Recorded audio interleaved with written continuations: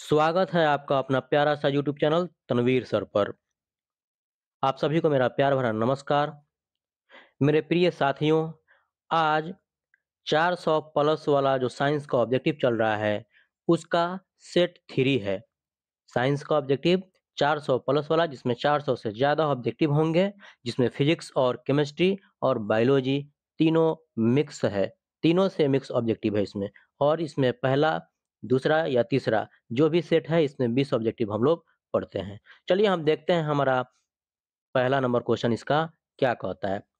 पहला number question कहता है, निम्नलिखित में किसका अपवर्तनांक सबसे अधिक होता है? निम्नलिखित में किसका अपवर्तनांक सबसे अधिक होता है?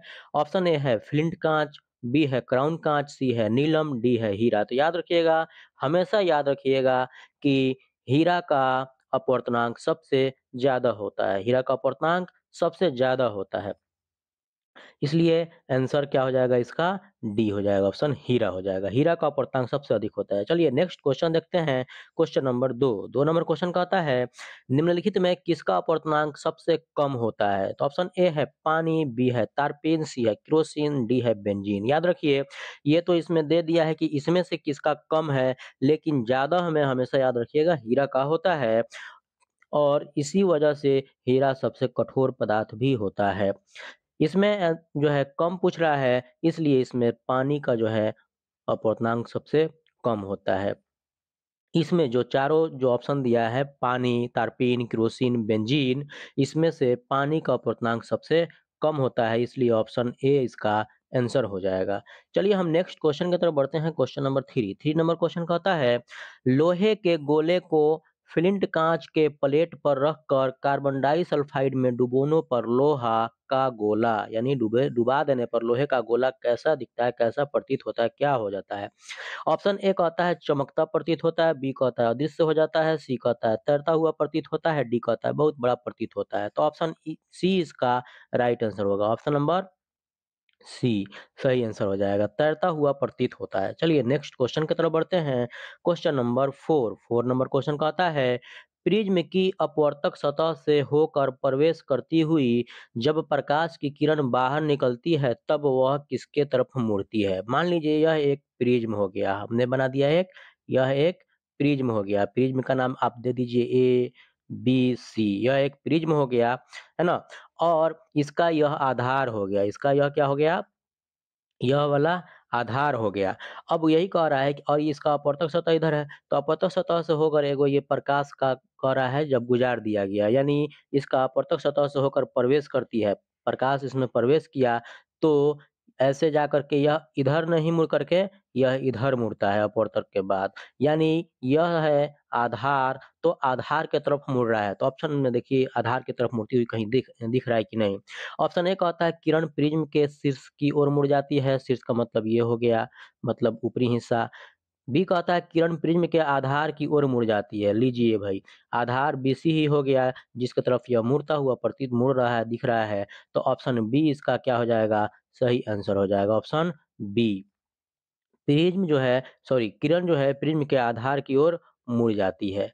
चलिए नेक्स्ट क्वेश्चन देखते हैं। क्वेश्चन नंबर 5 नंबर क्वेश्चन कहता है, निम्नलिखित में किसका उपयोग लेंस बनाने के लिए नहीं किया जा सकता है? क्या कह रहा है? नहीं किया जा सकता है, इसमें कह रहा है हवा, पानी, पारा, कांच। तो ऑप्शन नंबर सी याद रखिएगा, ऑप्शन नंबर सी। सी में क्या है भाई? पारा। ऑप्शन नंबर सी, पारा यानी के मरकरी। तो पारा का जो है उपयोग लेंस बनाने के लिए नहीं किया जा सकता है, बल्कि हवा का किया जा सकता है, पानी का भी किया जा सकता है, कांच का भी किया जा सकता है। लेकिन क्या कहता है कि किसका उपयोग लेंस बनाने के लिए नहीं किया जा सकता है? तो पारा का इसमें से उपयोग नहीं किया जा सकता, इस्तेमाल नहीं किया जा सकता है। चलिए नेक्स्ट क्वेश्चन की तरफ बढ़ते हैं। क्वेश्चन नंबर 6 नंबर क्वेश्चन कहता है, लेंस में कितने मुख्य फोकस होते हैं? क्या कहता है? लेंस में कितने मुख्य फोकस होते हैं? तो लेंस में याद रखिएगा 2 मुख्य फोकस होते हैं। लेंस में 2 मुख्य फोकस होते हैं, तो ऑप्शन नंबर बी इसका राइट आंसर हो जाएगा। लेंस में 2 मुख्य फोकस होते हैं, ऑप्शन नंबर बी इसका राइट आंसर होगा। चलिए नेक्स्ट क्वेश्चन क्या कहता है? क्वेश्चन नंबर 7 नंबर क्वेश्चन कहता है कि वसायुक्त खाद्य पदार्थ को सड़ने से बचाने के लिए जिस बाहरी पदार्थ का इस्तेमाल किया जाता है वह कहलाता है। मतलब वसा वाला जो खाने वाला पदार्थ होता है, उसको सड़ने से बचाने के लिए, सुरक्षित रखने के लिए जिस बाहरी पदार्थ का एगो इस्तेमाल किया जाता है, उसे हम क्या कहते हैं? वह क्या कहलाता है? तो वह एंटीऑक्सीडेंट कहलाता है। क्या कहलाता है भाई? एंटीऑक्सीडेंट। उसका नाम है एंटीऑक्सीडेंट। उसी का इस्तेमाल होता है जिसकी वजह से वसा वाला खाना जो होता है, खाने वाला पदार्थ, खाद्य पदार्थ सड़ने से उसको बचाया जा सकता है। वह एंटीऑक्सीडेंट कहलाता है। तो इसका option number B right answer हो जाएगा, एंटीऑक्सीडेंट। चलिए नेक्स्ट क्वेश्चन देखते हैं, question number 8।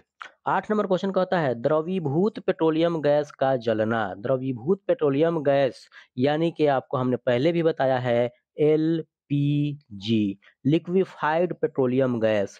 द्रवीभूत petroleum gas LPG यानी आप जो रसोई घर में जिस गैस का इस्तेमाल करते हैं खाना बनाने के लिए, सिलेंडर में जो भरा रहता है वही एलपीजी होता है। उसी को हिंदी में द्रवीभूत पेट्रोलियम गैस बोला जाता है। एलपीजी का फुल फॉर्म होता है लिक्विफाइड पेट्रोलियम गैस। याद रखिएगा, सीएनजी जो होता है उसका फुल फॉर्म होता है कंप्रेस्ड नेचुरल गैस, संपीड़ित गैस उसको बोलते हैं।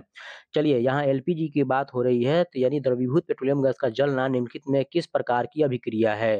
तो यह दहन है, जलता है तो उसको दहन बोलते हैं।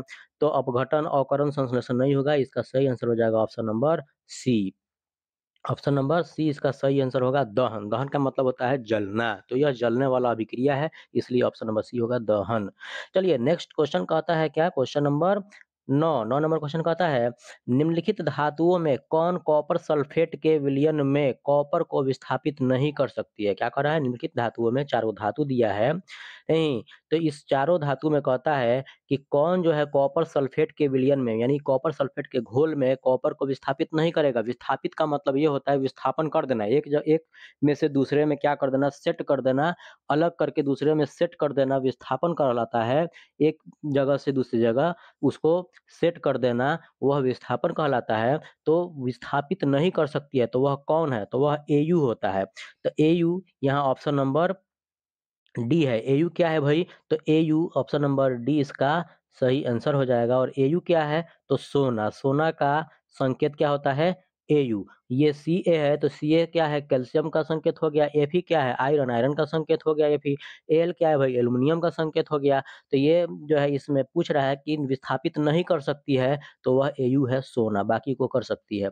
चलिए नेक्स्ट क्वेश्चन देखते हैं, क्वेश्चन नंबर 10 नंबर क्वेश्चन कहता है रासायनिक अभिक्रिया के फलस्वरूप, रासायनिक अभिक्रिया के बाद निम्नलिखित में किसमें कोई परिवर्तन नहीं होता है? यानी रासायनिक अभिक्रिया जब होता है तो उसमें इसमें से किसमें परिवर्तन नहीं होता है? चेंजिंग किसमें नहीं होता है? तो आयतन, आयतन में चेंजिंग होता है। फिर भौतिक गुण, भौतिक गुण में भी चेंजिंग होता है।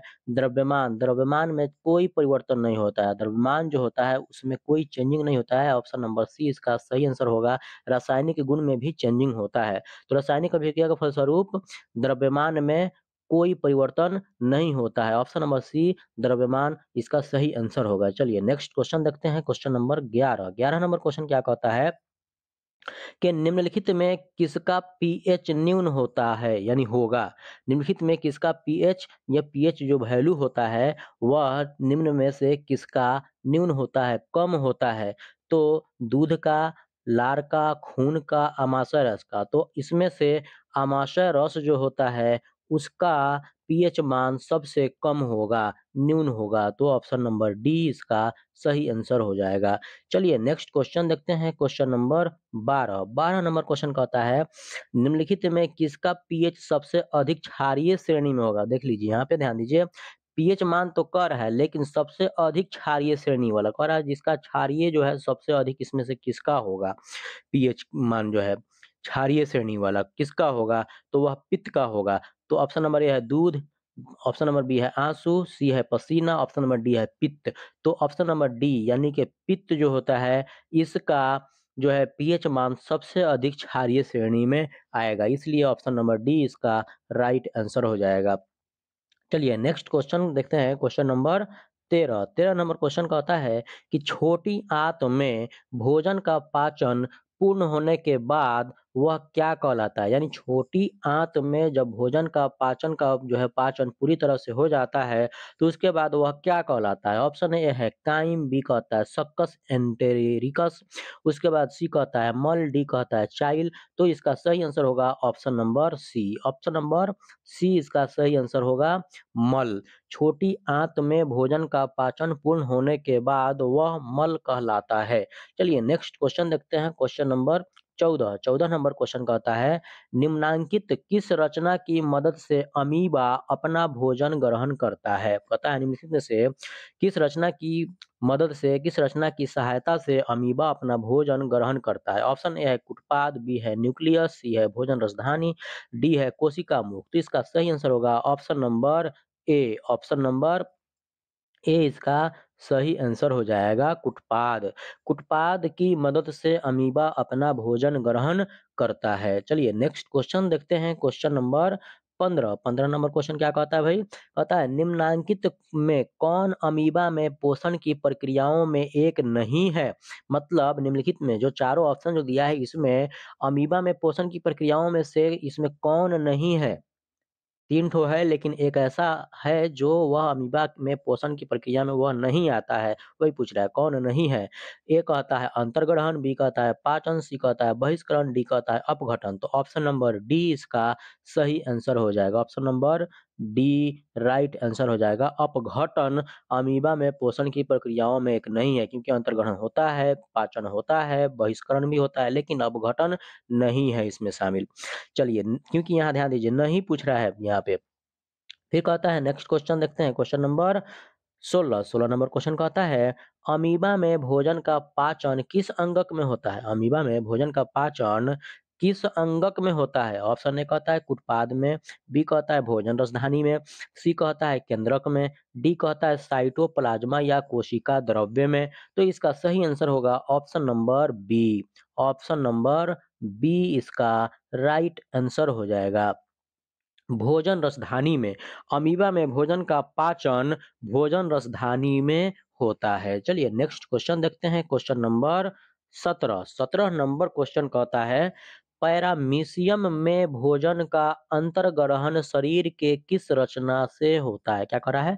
पैरामीशियम में भोजन का अंतर्ग्रहण शरीर के किस रचना से होता है? ध्यान दीजिए पैरामीशियम जो होता है इसका आकार एक चप्पल के आकृति के जैसा होता है, यानी उसमें जो फीता होता है उसको हटा दीजिएगा और उसका बेस जो होता है जिस आकार में होता है उसके आकार के जैसा ही पैरामीशियम का आकार होता है, चित्र होता है बनाइएगा तो। चलिए ऑप्शन देखते हैं इसमें क्या कहता है? भोजन रसधानी से, बी कहता है सिलिया से, सी कहता है कोशिका मुख से, डी कहता है केंद्रक से।